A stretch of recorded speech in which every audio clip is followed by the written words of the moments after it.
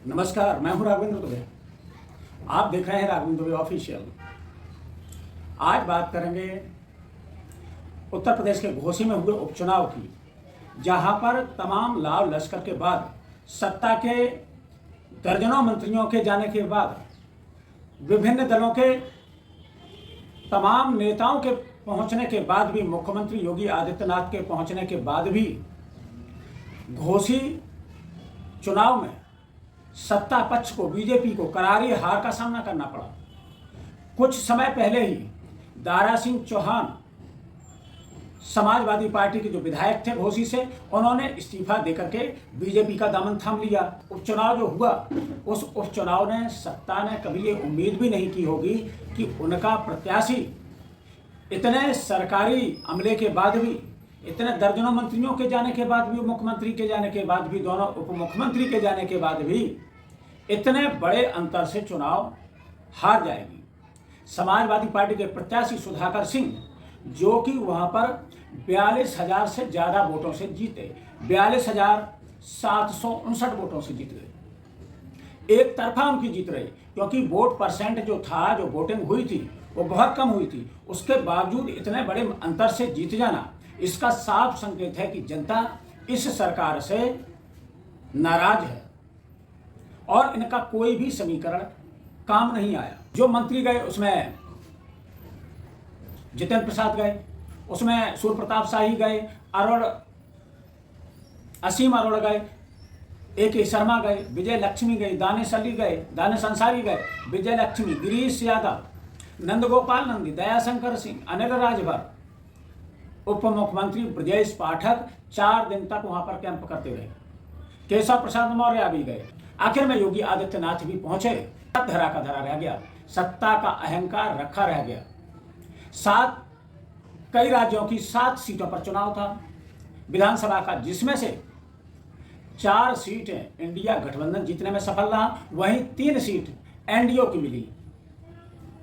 इसका मतलब जो ये चुनाव है वह क्या 2024 का संकेत है कि अगर आपका कॉन्फिडेंस, ओवर कॉन्फिडेंस में आप जी रहे हैं, आपको लगता है कि हिंदू मुस्लिम ध्रुवीकरण और तमाम फिजूल की बातें, चाहे वो इंडिया भारत की बात हो, उसके बारे में अगर आप बात करेंगे, मुख्य मुद्दों से अपना ध्यान हटाएंगे, तो फिर यही होगा कि जनता एक तरफा सुधाकर सिंह को जिताने का काम किया।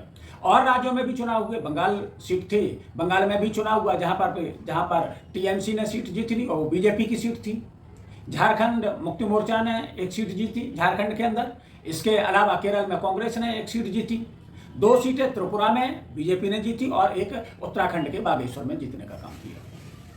लेकिन सबसे ज्यादा अगर निगाह कहीं थी, वह था उत्तर प्रदेश, क्योंकि उत्तर प्रदेश ऐसा राज्य जहां पर, जिसे हिंदुत्व की प्रयोगशाला के रूप में भी लोग जानने लगे, क्योंकि 2 बार जो लोकसभा चुनाव हुए उसमें सबसे ज्यादा सीटें अगर देने का काम किया वो उत्तर प्रदेश ने किया। और उत्तर प्रदेश में के अंदर जो सत्ता का रास्ता जाता है, लोकसभा का प्रधानमंत्री बनने का जो रास्ता जाता है, वह उत्तर प्रदेश से शुरू होता है। अगर कोई दल उत्तर प्रदेश में अगर हार जाए, तो ये मान के चलो कि केंद्र में उसकी सत्ता बनना नामुमकिन हो जाता है।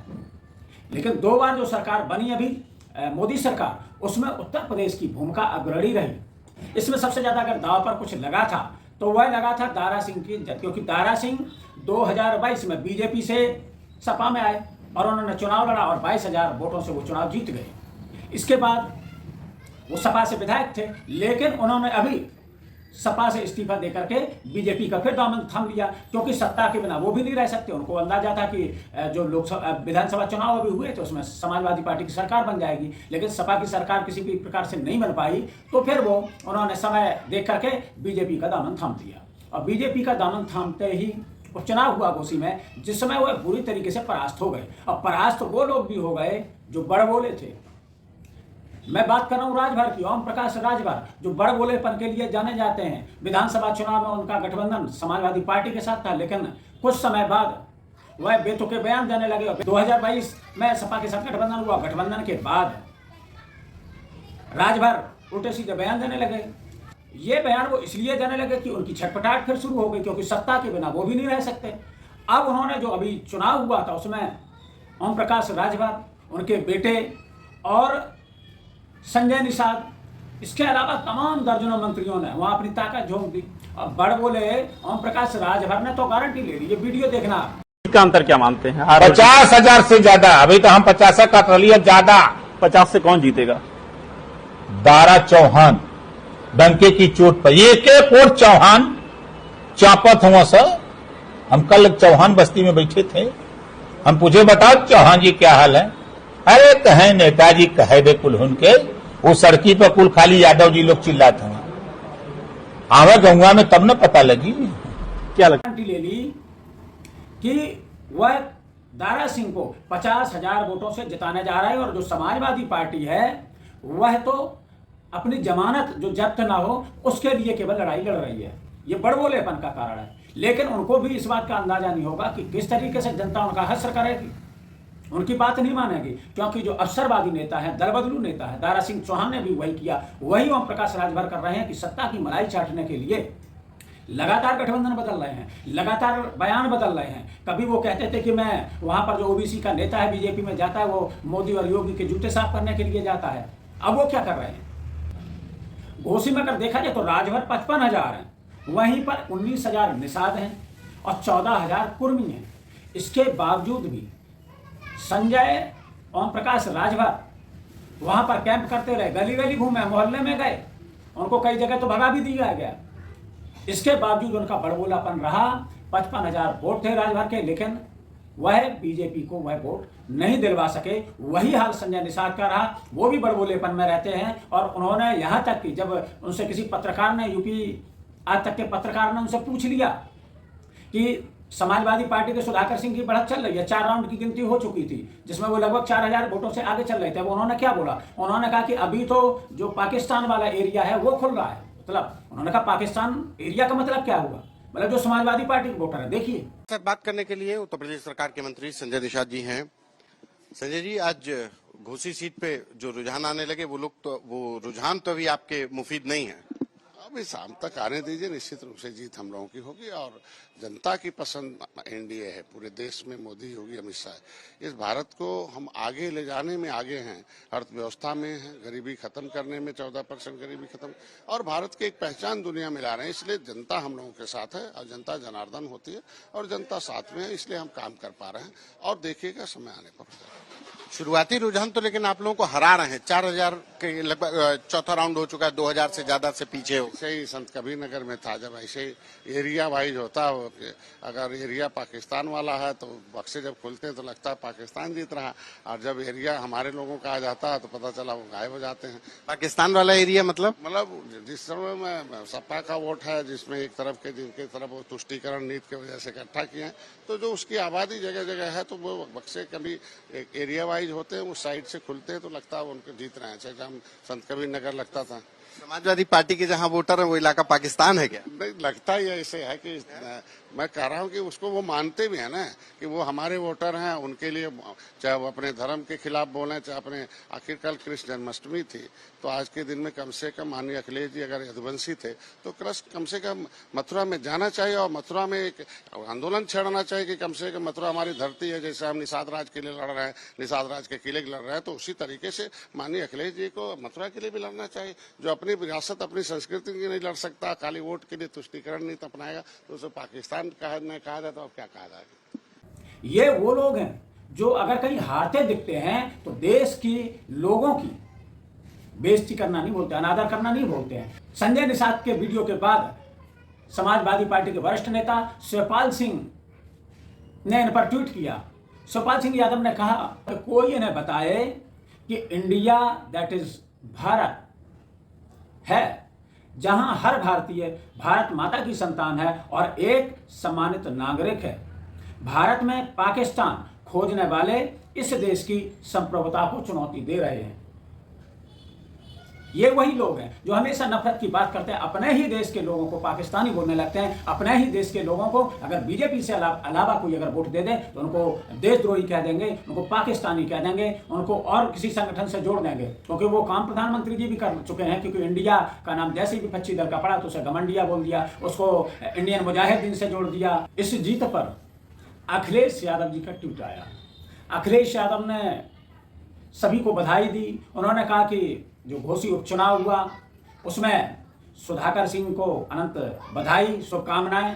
अखिलेश यादव ने उनको बधाई दी। उन्होंने उसमें 2 पोस्टर भी डाले अपने ट्वीट पर, उसमें लिखा कि किस तरीके से जनता ने उनको जिताने का काम किया। इनका अखिलेश यादव ने वहाँ की जनता को बधाई दी। अखिलेश यादव ने एक और ट्वीट किया, उन्होंने कहा कि यह इंडिया की जीत है, ये पूरे गठबंधन की एक जीत है, एनडीए हार गया और यहाँ से उनकी शुरुआत हो गई। उन्होंने एक और ट्वीट किया जिसमें उन्होंने घोसी उपचुनाव में सभी कार्यकर्ताओं को बधाई दी। उन्होंने जो जिला पंचायत चुनाव हुए जिसमें लखनऊ, जालौन, मिर्जापुर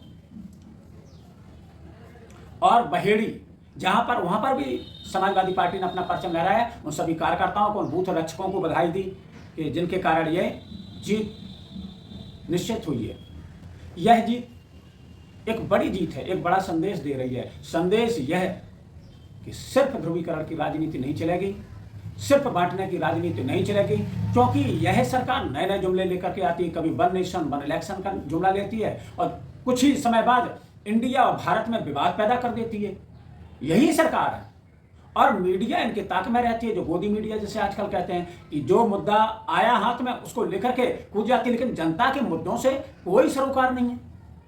क्या जनता अब ये नहीं पूछेगी कि 10 साल हो गए, 2 टर्म हो गए, मोदी सरकार के 2 करोड़ नौकरी का वादा किया था हर साल, 7,22,000 नौकरी दे पाए, बेरोजगारी अपने चरम पर है, काला धन वापस लाने की बात कर रहे थे, गांव को गोद लेने की बात कर रहे थे, उनका क्या हुआ, हश्र हुआ।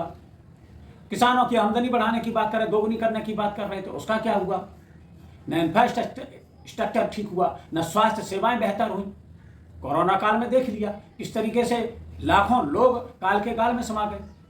कोई व्यवस्था नाम की नहीं चीज थी। जहां खुद मोदी सरकार के मंत्री ऑक्सीजन के लिए गुहार लगा रहे थे, वहां सरकार अपनी पीठ खुद थपथपा रही है। तो ये उत्तर प्रदेश में जीत हुई है घोसी के उत्तर प्रदेश में यह जीत हुई है। और तमाम मशीनरी के लगने के बाद कई वीडियो वायरल हुए थे जिसमें एक सीओ था विनीत सिंह, और विनीत सिंह ने कई जो मुस्लिम मतदाता थे उनके पहचान पत्र अपने हाथ में ले लिए और उनको लेकर चला गया और कहा कि अगर तुम वोट डालने जाओगे तो तुमको जेल में भेज देंगे। वीडियो ऐसे आ गए। कई तरीके से प्रलोभन और धमकाया गया सरकारी तंत्र के द्वारा, और कुछ लोग वोट ना डाल सकें इसके लिए भी प्रयास किया गया। इसके बावजूद भी जनता ने जो मन बना लिया। अखिलेश यादव ने एक ट्वीट करके एक वीडियो भी शेयर किया है जिसमें उन्होंने कहा कि इस जीत में महत्वपूर्ण भूमिका महिलाओं की रही, जहां वो गाते हुए अखिलेश की जीत की कामना कर रहे हैं, सपा की जीत की कामना कर रहे हैं। फिर से एक बार फिर से पूरा नारी काट विजयी बनाई भैया, विजयी बनाई अखिलेश जी के, विजयी बनाई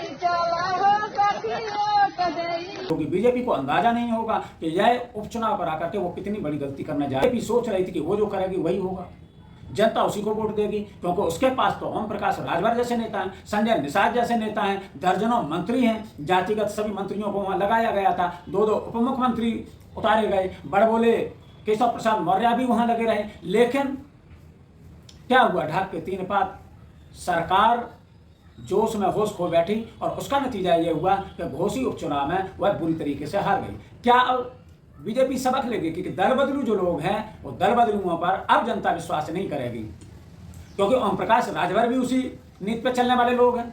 वहीं दारा सिंह चौहान जिन्होंने 2 साल में 3 बार पार्टी बदल दी, दल बदल कर दिया, तो ऐसे लोगों को सबक सिखाने का काम जनता ने किया।